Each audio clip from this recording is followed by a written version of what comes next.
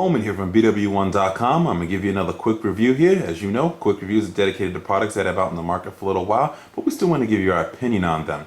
This quick review is on the Motorola DROID Bionic. The 4G LTE phone, power phone coming from Motorola, does come with a 4.3-inch QHD display. Right above that is a VGA front-facing camera for video chat. Here at the bottom, you have touch-sensitive buttons for menu, home, back, and search. And it's a bit on the thicker side, as you can see here, and it still has sort of that hump that you see in some Motorola devices, like on the DROID X2, as you can see, a little hump that goes up like that. Right here on the side, you have your volume buttons. Here on this side, you have a HDMI port and also micro USB port for charging and syncing. Don't have anything here at the bottom. And at the top, you have your power and lock switch and a 3.5mm headphone jack. Take the battery back cover off. It's made of sort of this nice soft material. It feels comfortable in the hand. You see the battery here, and right above the battery, you see where the 4G SIM card is and a 16GB pre-installed micro SD card. Close this back up here. See the speaker here at the bottom, and then you also see right here the 8 megapixel rear-facing camera with a dual LED flash and 1080p video recording. It's a pretty decent camera. It's nice. It's pretty much what you see out of most standard Motorola devices. You can check out our test video that we've uploaded and also check out our test pictures. The link to all that is on our written review, and then that's in the description.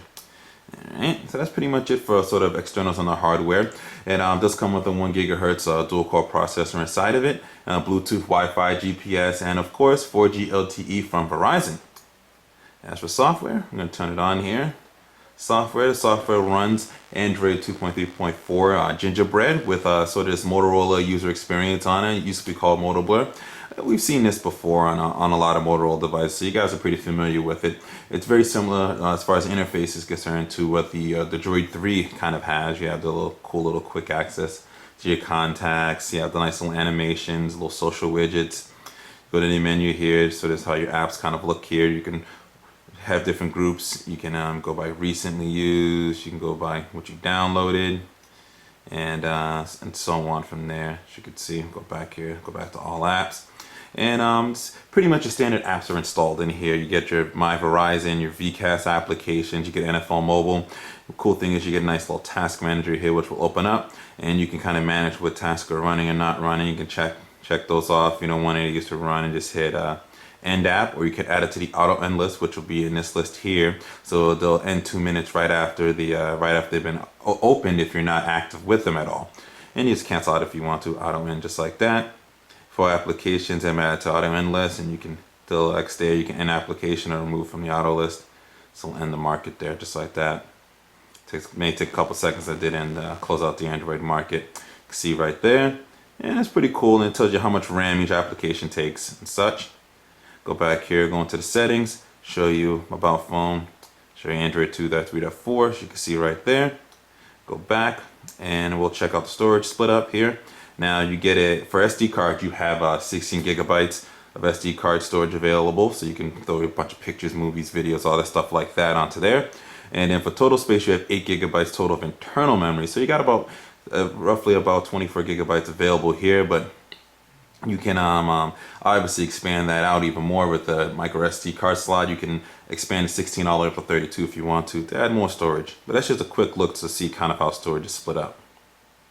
Another cool thing is the battery management, which we'll click on right there. This is the way you get good battery life. You know, Motorola has done a very good job with Android and getting much more battery life than you normally get out of it. You know, power users can get a full day on a full GLT phone with this MOTOBLUR interface on top of it, which is something you normally couldn't get before. You usually have to charge throughout the day.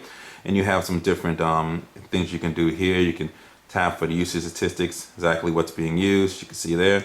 You can change the battery mode. You can go to maximum battery saver, which I have it set to, and you can go to night saver mode, performance mode, custom batteries. So you can kind of customize on and off peak hours for data, display brightness, and things of that nature. You can kind of customize as you want to there. It's a really nice feature. You can change that data saver right here, and you also have your data delivery. You can customize it and organize that as you want to as well too.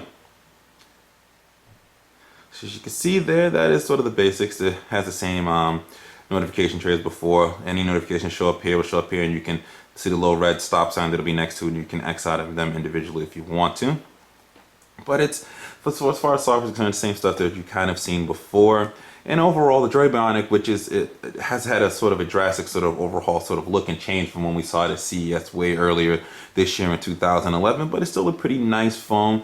I'm not sure how well it's going to stack up when the DROID Razor comes out, how well that's going to be able to compete with that, because it's going to pretty much beat it spec for spec in that detail, but it still has a really nice display. It's a really fast processor, really smooth experience. You get 4G LTE data speeds, and overall, it's a really good phone. So I would definitely recommend it for those out there looking to upgrade their phone. And let's say this drops in price, you don't want to get the DROID Razor. This might be the better alternative for you for that. But if you do get a DROID Bionic and have one now, you don't have a bad phone. It's definitely a good phone. Have to give it a thumbs up. So this is Bowman here from BWOne.com, reminding you, subscribe to our YouTube page, follow us on Twitter, become a fan of our Facebook fan page. Also check out the write-up to this quick review. The link to that and all social media is in the description. And always remember to live your tech world in high definition.